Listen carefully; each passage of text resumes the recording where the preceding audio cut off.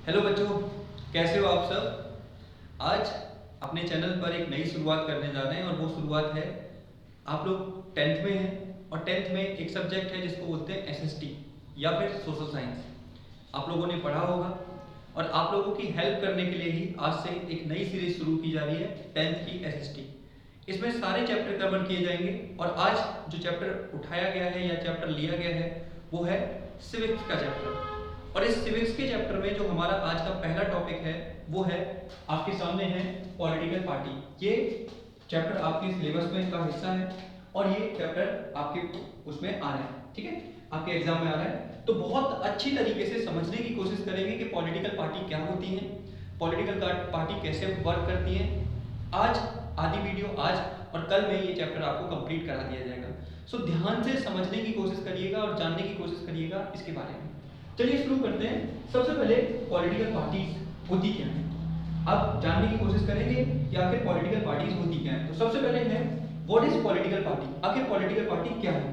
तो देखिए, a political party is a group of people who come together to contest election and hold power in the government. तो कहने का मतलब क्या है, पॉलिटिकल पार्टी का मतलब क्या है, तो आप बताओगे पॉलिटिकल पार्टी एक लोगों का ग्रुप होती है, एक लोगों का ग्रुप होती है और इस ग्रुप में बहुत सारे लोग एक साथ आते हैं और एक साथ आकर पावर को गेन करते हैं और पावर को गेन करने के बाद अपनी गवर्नमेंट को चलाने का काम करते हैं। ये मेन फंक्शन होता है किसी भी पॉलिटिकल पार्टी का। तो यहाँ पर आपको एक बात याद रखनी है कि पॉलिटिकल पार्टी क्या होती है। तो मैं आपको बता सकता हूँ पॉलिटिकल पार्टी क्या है। अ political party is a group of people who come together to contest election and hold power in the government। तो कहने का मतलब पॉलिटिकल पार्टी एक तरीके का ग्रुप होती है जो एक साथ आकर, जो लोगों का ग्रुप होती है जो एक साथ आकर इलेक्शन फाइट करने का काम करते हैं। अब आपके सामने देखिए, ये बीजेपी का साइन है, ये कांग्रेस का साइन है, ये पॉलिटिकल पार्टी तो है। ये आपकी दिल्ली में आम आदमी पार्टी, ये समाजवादी पार्टी, फिर ये आपका सीपीआई, ये आपका बीएसपी का हाथी। तो ये सारी की सारी क्या है, all these are political parties and मैं कह सकता हूँ ये ग्रुप ऑफ पीपल है। क्या इतनी बात क्लियर हुई? पॉलिटिकल पार्टी की डेफिनेशन आपको क्लियर हुई? जल्दी बताइए। Very good. चलिए आगे चलते हैं और आगे जानने की कोशिश करते हैं कि आगे क्या है, यहाँ पे समझने की कोशिश करिएगा। अब देखिए, किसी भी पॉलिटिकल पार्टी के अंदर क्या होता है वो आपको समझना है। देखिए, अब पॉलिटिकल पार्टी के तीन component, this is very very important, ये आपसे पूछा जाता है, ठीक है। क्या है, पॉलिटिकल पार्टी के कंपोनेंट क्या होते हैं, यानी कि किसी भी पॉलिटिकल पार्टी में किस चीज की जरूरत होती है। तो मेनली तीन चीजों की जरूरत होती है। सबसे पहले पॉलिटिकल पार्टी में लीडर्स चाहिए होते हैं। जैसे इंडिया में एक पार्टी है बीजेपी, ठीक है। अब बीजेपी के बहुत फेमस लीडर हैं, ये हमारे प्राइम मिनिस्टर मोदी, इसके अलावा अमित शाह बीजेपी के लीडर हैं, इसके अलावा राजनाथ सिंह बीजेपी के लीडर हैं। तो किसी भी पॉलिटिकल पार्टी को चलाने के लिए सबसे इंपॉर्टेंट चीज की क्या जरूरत होती है, वो होते हैं द लीडर्स। उसके बाद दूसरे नंबर पर कौन चाहिए आपको, मेंबर्स, एक्टिव मेंबर्स, वो मेंबर्स जो किसी पार्टी को आगे ले जाने में मदद करें। तो दूसरी चीज हमें क्या चाहिए, मेंबर्स की जरूरत होती है। तीसरी चीज हमें क्या चाहिए, द फॉलोवर्स, यानी कि किसी भी पॉलिटिकल पार्टी को आगे बढ़ाने का काम कौन करता है, फॉलोवर्स चेंज करते हैं। तो मेरा कहने का मतलब क्या है, मेरा कहने का मतलब है किसी भी पॉलिटिकल पार्टी के अंदर तीन इंपॉर्टेंट चीज होती हैं। फर्स्ट इज क्या, लीडर्स, सेकंड इज क्या बताइए, यहाँ पे देखिए एक्टिव मेंबर्स, और थर्ड इज क्या चाहिए आपको, तो थर्ड आपको फॉलोवर्स चाहिए होते हैं। ये तीन चीजों से मिलकर कोई पॉलिटिकल पार्टी बनती है। अब यहाँ पे देखिए ये सारे लीडर्स हैं, ये कनाडा के लीडर हैं, ये हमारे प्राइम मिनिस्टर मोदी, ये जर्मनी की लीडर है, ये आपका जापान के लीडर हैं, ये फ्रांस के लीडर हैं, ये साउथ अफ्रीका के लीडर हैं। तो क्या है, किसी भी पॉलिटिकल पार्टी को चलाने के लिए सबसे पहली चीज इंपॉर्टेंट क्या चाहिए होती है, लीडर्स। दूसरे नंबर पे क्या चीज चाहिए होती है, देखिए यहाँ पे एक्टिव मेंबर्स। और तीसरे नंबर पे क्या चीज चाहिए होती है, वो चाहिए होती है, जल्दी बताइए, फॉलोवर। इन सारी चीजों से मिलकर कोई पॉलिटिकल पार्टी बनी होती है। तो तीन कंपोनेंट है, दोबारा बोल रहा हूँ, क्या, the leaders, the active members and the followers. ये किसी भी पॉलिटिकल पार्टी को चलाने के लिए इन तीन चीजों की जरूरत होती है। क्या मेरी इतनी बात क्लियर हुई है? मैंने आपको सबसे पहले बताया व्हाट इज पॉलिटिकल पार्टी। तो मैंने क्या बताया, political party is a group of people, they come together and contest election, ठीक है, वो साथ आते हैं और साथ आकर अपनी सरकार चलाने का काम करते हैं। दूसरे नंबर पे मैंने क्या बताया, component of political party. I think आपको समझ में आ गया होगा। अब हम बात करते हैं फंक्शंस, ध्यान से सुनिएगा, फंक्शंस क्या होते हैं। तो सबसे पहले क्या काम क्या होते हैं, किसी भी पॉलिटिकल पार्टी के फंक्शन क्या होते हैं। पहला, पार्टीज फंक्शन, यानी कि पॉलिटिकल पार्टी करती क्या है, कुछ ना कुछ तो करती होगी पॉलिटिकल पार्टी, ऐसा तो नहीं है कि आप बिना कुछ करे काम चला लेंगे। तो पहला फंक्शन क्या है, parties contest election by putting up candidate. पहला काम क्या करती है पॉलिटिकल पार्टी? इलेक्शन लड़ने का काम करती है और इलेक्शंस में अपने कैंडिडेट को उतारती है। एग्जांपल अभी देखिए यूपी में इलेक्शन चल रहा है और आपने देखा होगा दो मेजर पार्टियां हैं, एक बीजेपी और एक एसपी। एसपी मतलब समाजवादी पार्टी। ये दोनों ही पार्टियां आपने देखा होगा लगातार अपने कैंडिडेटों को जिताने में लगी हुई हैं। तो पहला काम पॉलिटिकल पार्टी का क्या है? Contest election by putting up candidate, यानी कि पॉलिटिकल पार्टी अपने इलेक्शन में पार्टिसिपेट करती है और अपने कैंडिडेट को जिताने का काम करती है, पहले काम। दूसरा, in some countries candidates are selected by members of supporters. ये इंपॉर्टेंट नहीं है आपके लिए। दूसरा काम देखिए, parties have different policies and program, voters choose from them. प्रत्येक पार्टी के पास अलग अलग प्रोग्राम, अलग अलग चीजें होती हैं, पॉलिसीज होती हैं और वो लोगों के सामने पॉलिसीज रखते हैं और लोग उनको इलेक्ट करने का काम करते हैं। दूसरा काम ये हो गया पॉलिटिकल पार्टी का। तीसरा, in a democracy large number of people with similar opinion group together and form a party and then, ये भी इंपॉर्टेंट नहीं है, ये बताया जा रहा है कि किसी भी डेमोक्रेटिक कंट्री के अंदर बहुत सारी पॉलिटिकल पार्टियां एक साथ आती हैं और एक साथ आकर चुनाव लड़ने का काम करती हैं और वो एक साथ लोग आकर एक ग्रुप बना लेते हैं और वो ग्रुप चुनाव लड़ता है। तो ये भी यहाँ समझने की कोशिश करिए। इसके बाद the parties that lose election, this is a very very important function. The parties that lose election from the opposition and voice different view and criticize government for their failure. कहने का मतलब क्या है? जो पॉलिटिकल पार्टी चुनाव हार जाती है, अब जाहिर सी बात है वो भी तो कुछ करेगी, तो चुनाव हारने के बाद वो क्या करती है? अपोजिशन का रोल प्ले करती है और वो सरकार को क्रिटिसाइज करती है कि कहां पर सरकार ने गलत किया, कहां पर सरकार ने पॉलिसी अच्छी नहीं बनाई। ये सारा काम करने का कौन करती है? तो पॉलिटिकल पार्टीज करती हैं। तो मैंने आपको क्या बताया? पहला, पॉलिटिकल पार्टी इलेक्शन फाइट करती है। दूसरा, पॉलिटिकल पार्टी लोगों को पॉलिसी एंड प्रोग्राम प्रोवाइड कराती है। तीसरा, पॉलिटिकल पार्टी अपोजिशन का रोल प्ले करने का काम करती है। ये तीसरा काम है किसी पॉलिटिकल पार्टी का। आगे देखेंगे कुछ और काम और जानने की कोशिश करेंगे कुछ और पावर एंड फंक्शंस को, तो ध्यान से सुनिएगा। आगे देखिए अब जरा और क्या करती है पॉलिटिकल पार्टी। देखिए, the parties that lose election from the opposition and voice, वो पार्टी जो हार जाती हैं वो क्या करती हैं? एज ए अपोजिशन का काम करती हैं। चौथी चीज क्या करती हैं पार्टियां पब्लिक ओपिनियन तैयार करती हैं, ठीक है, लोगों को गैदर करने का काम करती हैं, लोगों को इकट्ठा करने का काम करती हैं। तो मैं एक बात कह सकता हूं, in a democratic country the political parties perform different kind of functions and policies, यानी कि किसी भी कंट्री के अंदर जो पॉलिटिकल पार्टी होती है वो डिफरेंट टाइप के फंक्शंस और डिफरेंट टाइप की चीजों को परफॉर्म करने का काम करते हैं। जल्दी बताइए, समझ में आया? चार बातें। चलिए आगे बात करते हैं यहाँ पे। अब आगे क्या है और आगे हम जानने की कोशिश करेंगे यहाँ पे। देखिए आप अब आ जाइए need for political parties. Political parties की आपको नीड क्या है? तो देखिए that democracies can not exist without political parties is clear from the functions they perform if there were political parties then. कहने का मतलब क्या है?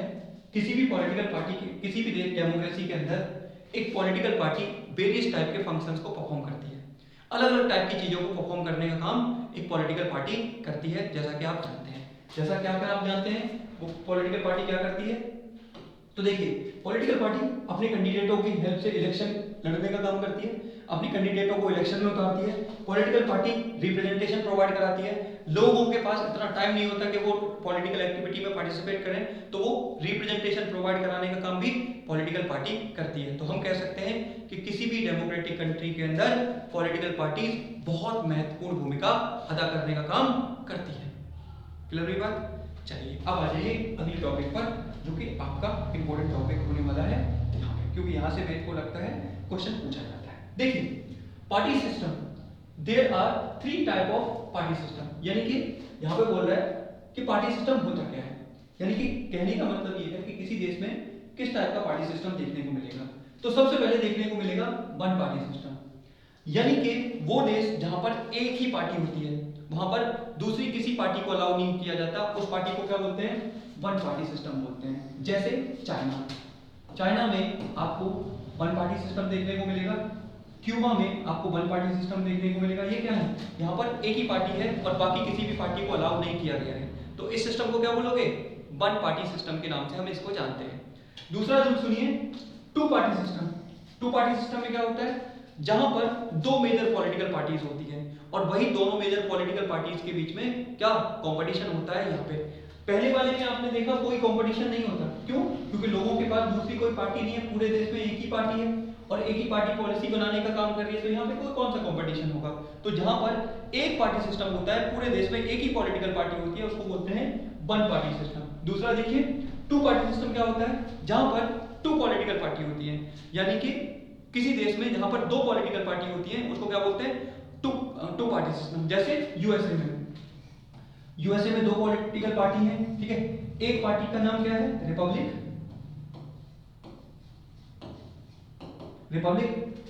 और दूसरी पार्टी का नाम क्या है? डेमोक्रेटिक। रिपब्लिक पार्टी से आप याद करिए कौन व्यक्ति थे? ट्रंप। और अभी के जो राष्ट्रपति हैं जिनका नाम है जो बाइडेन, वो कौन सी से? डेमोक्रेटिक पार्टी से। तो अमेरिका में दो पार्टी सिस्टम है और यही दो पार्टियां आपस में जीत कर आती रहती हैं और इलेक्शन में फाइट करती रहती हैं, यानी कि ये दो पार्टियां परफॉर्म करने का काम करती हैं। तो यहाँ पर कौन सा सिस्टम हो गया? दो पार्टी सिस्टम। आप देख सकते हैं टू पार्टी सिस्टम है यहाँ पे। अब देखिए, अब आता है multi party system. Multi party system कहां पर? मोस्ट ऑफ डेमोक्रेटिक कंट्री में दो या दो से अधिक पार्टियां होती हैं। मोस्ट ऑफ डेमोक्रेटिक कंट्री में दो या दो से अधिक पार्टियां होती हैं और इस टाइप के पॉलिटिकल सिस्टम को हम क्या बोलते हैं? मल्टी पार्टी सिस्टम बोलते हैं। जैसे एग्जांपल इंडिया में क्या है?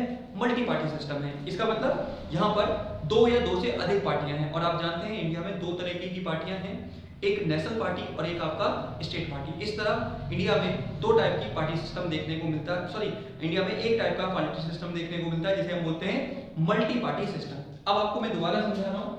वन पार्टी सिस्टम का मतलब क्या होता है? जहां पूरे देश में एक ही पार्टी है, कोई अपोजिशन नहीं है, लोगों के पास कोई और ऑप्शन नहीं है, सिर्फ एक ही ऑप्शन है, बाकी कुछ नहीं है।